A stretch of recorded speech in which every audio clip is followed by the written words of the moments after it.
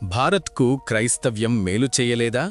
భారతదేశంలో ఉన్న చాలా మఠాలవారు క్రైస్తవ్యాన్ని నిష్కారణముగా నిందించడం, తక్కువ చేసి మాట్లాడడం, కన్యకకి పిల్లలు పుట్టడం ఏమిటయ్యా అని అడిగితే దానికి ఏమిటి సమాధానం? దేశద్రోహులుగా చిత్రీకరించడం, పరాయి మతం అని వెలివేయడం మనం తరచూ చూస్తున్నాము, వింటున్నాము. కానీ భారతదేశానికి క్రైస్తవ్యం ఏమి చేసిందో the illustrated weekly off India వారు ప్రచురించిన ఈ ఆర్టికల్ చదివితే తెలుస్తుంది. క్రైస్తవ్యం వలన భారతదేశం బాగుపడిందో లేక గాయపడిందో. 150 కాలేజీలు స్థాపించబడ్డాయి. 2177 ప్రాథమిక పాఠశాలలు నిర్మించబడ్డాయి. 245 టెక్నికల్ విద్యాసంస్థలు ఏర్పడ్డాయి. 153 టీచర్ ట్రైనింగ్ సంస్థలు స్థాపించబడ్డాయి. 620 హాస్పిటల్సు కట్టబడ్డాయి.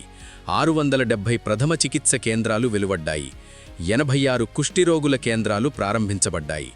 713 అనాథ శరణాలయాలు నిర్మించబడ్డాయి.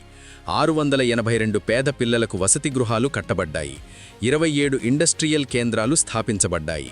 గుడ్డి, చెవిటి, మూగవారికి సహాయ కేంద్రాలు క్రైస్తవ్యం ద్వారా భారతదేశానికి అందివ్వబడ్డాయి. ఈ లెక్కలు 1969 డిసెంబర్ 28 లెక్కల ప్రకారం, అంటే 40 సంవత్సరాల క్రితం లెక్కల ప్రకారం. ఈ 40 సంవత్సరాల వ్యవధిలో ఎన్ని వందల అనాథ శరణాలయాలు, హాస్పిటల్సు, కాలేజీలు, స్కూల్సు, హాస్టల్సు క్రైస్తవుల పుణ్యాన వెలిసినవో వివరించలేము.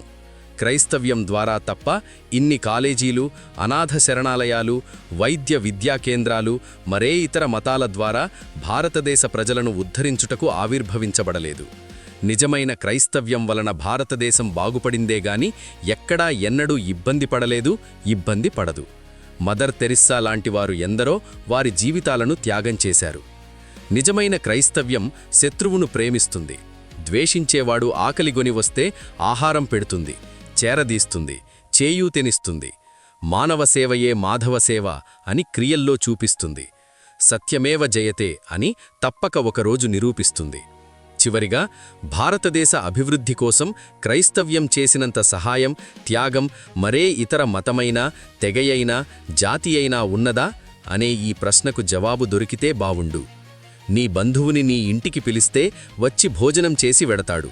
అదే ఒక క్రైస్తవుడిని పిలిస్తే నీ కొరకు, నీ కుటుంబము కొరకు ప్రార్థించి ఆశీర్వదించి వెళతాడు.